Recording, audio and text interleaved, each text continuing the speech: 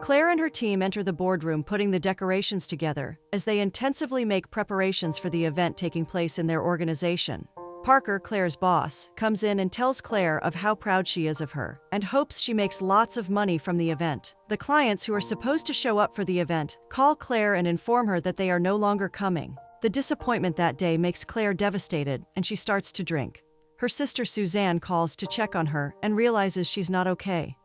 Suzanne shows up at Claire's place and tries to cheer her up, while suggesting Claire goes on a vacation to take a break from work and everything. As the conversation proceeds, Claire's eyes catch the attention of a painting her mom did long ago that hangs over her wall. It is a painting of the Fortenberry bookstore at Glastonbury in Vermont. Claire immediately decides to spend her vacation there. She starts to search for the place online to see if she can make a last-minute booking. Luck shines on her when she realizes there's still a vacancy, and whoever rents the apartment at Fortenberry gets to run the bookstore during the duration of their stay. Suzanne tries to discourage her from spending her vacation there, but Claire's mind is made up. Claire arrives at Glastonbury and her taxi driver, Ernie, comes to pick her up. As they proceed, Claire asks if the Christmas festival has started yet. Ernie, surprised by her question, inquires to know if she was not informed by Fortenberry that Christmas that year has been canceled.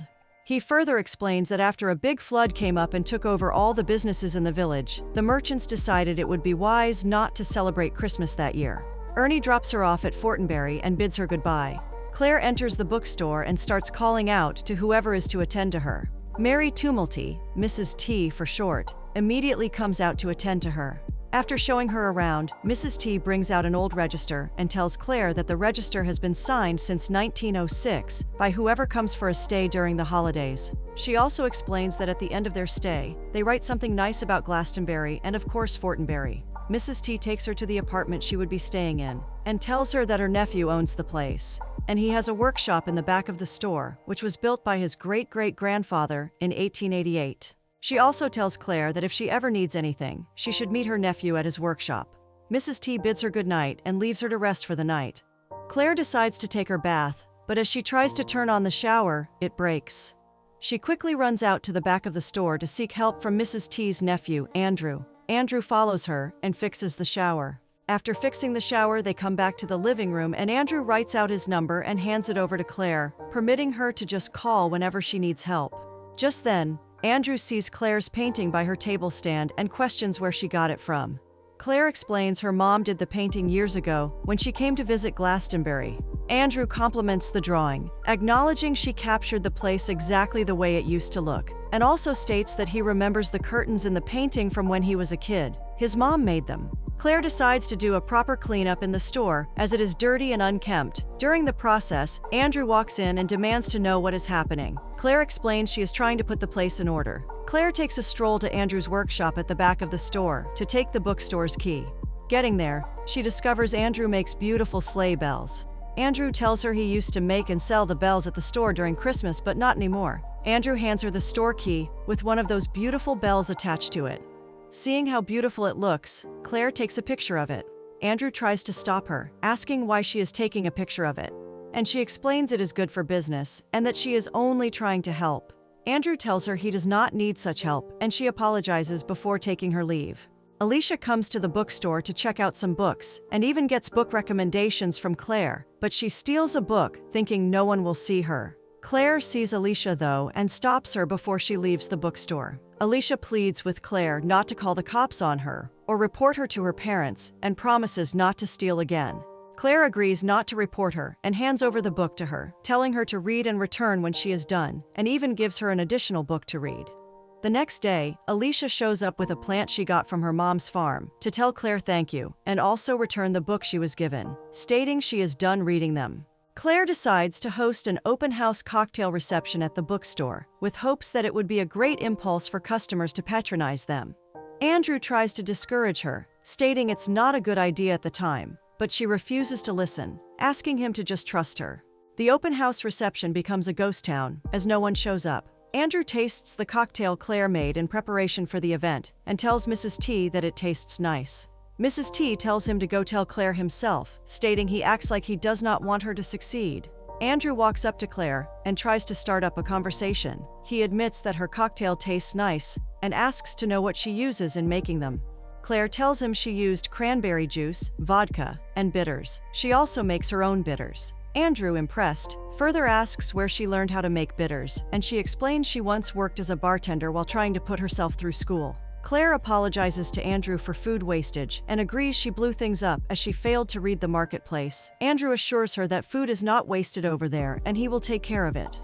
Andrew takes Claire to church where a carol service is being held. After the service, Andrew meets Luke, the church priest, and hands over the food to him before introducing him to Claire. Andrew explains to Luke that they had a little misfire at the bookstore, and Claire thought it wise they donate the food out. Luke thanks Claire, and Claire seizes the opportunity to invite him over to visit the bookstore, as they would be having a 20% off sale for the holiday. Then she bids him goodbye and excuses herself. Luke tells Andrew that Claire is amazing, and Andrew admits that she's got a great eye for business. Luke tries to clarify, saying he was not talking about business. A customer walks into the store admiring the cookie jar that was displayed at the window, and Claire walks up to her. The customer explains to Claire that she was walking by the store when the Santa cookie jar caught her attention and would like to know if it was up for sale, but Claire tells her no, stating they have lovely sleigh bells, and if she is looking at getting a gift item.